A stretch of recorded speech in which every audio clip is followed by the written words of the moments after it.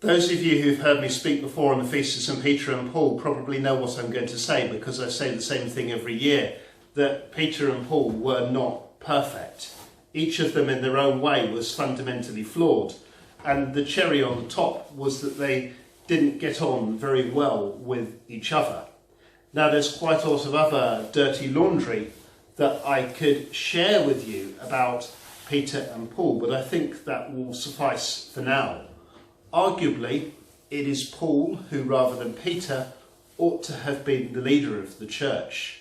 He was the one with the necessary intelligence and charisma and organisational skill, whereas Peter, in contrast, was just a fisherman who Jesus managed to pick up, and a pretty spontaneous, stubborn and rough one at that. He also wasn't very good at fishing.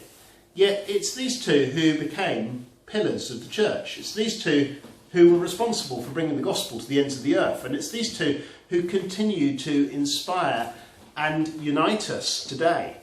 So what is it about Peter and Paul that is so special? Why do we honour them in the way that we do? Well, aside from the fact that they played an instrumental role in the beginning of the church, they also show us how God works, that God chooses the weak and makes them strong.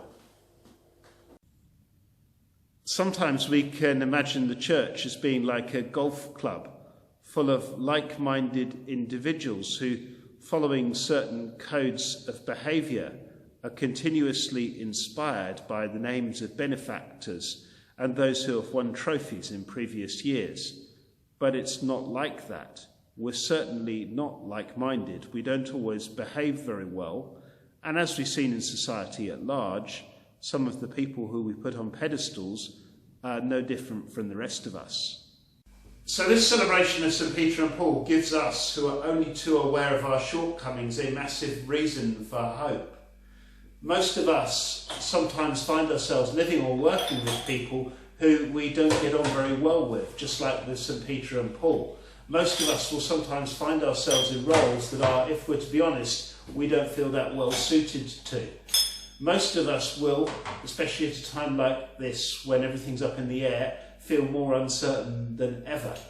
Yet Jesus, who called and affirmed Peter as his rock, and who stood beside St Paul in his weakness, never ceases to do the same for us. Our weaknesses and our flaws are the very place where God meets us. It's often the case that God puts us in places where we feel ill-equipped so that we can become even more dependent on her. And so as we celebrate rightly the Feast of St Peter and Paul, and as we honour their saintliness and heroic virtue, we're aware that God sees something similar in each of us, and that in our own lives too, God chooses the weak and makes them strong.